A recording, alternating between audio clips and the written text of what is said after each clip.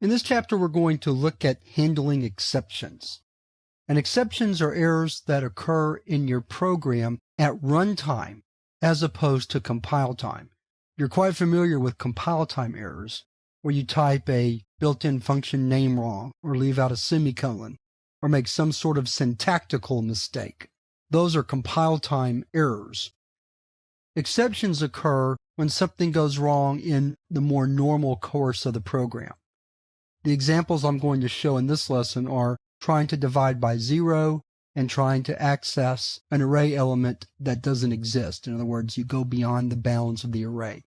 I have 3 elements in an array, and I try to access the 5th element. That leads to what's called an out-of-bounds exception.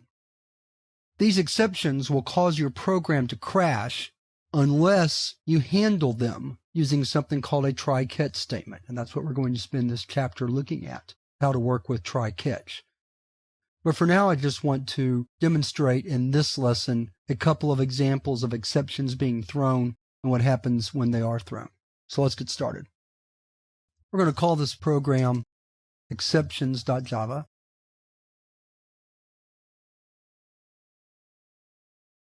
So we'll start with trying to divide by 0. That's a very common mistake that people make. And I'll set it up by just doing a very simple program.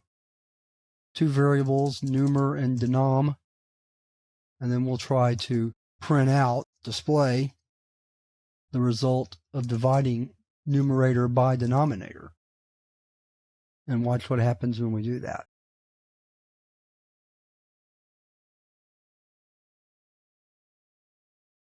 You see that we have an arithmetic exception, divide by 0.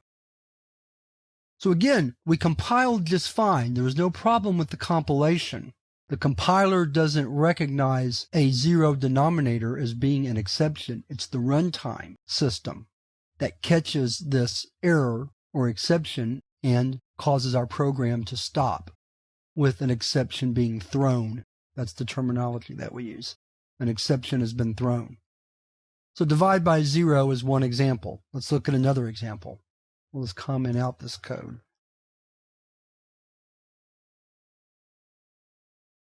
Let's create an array.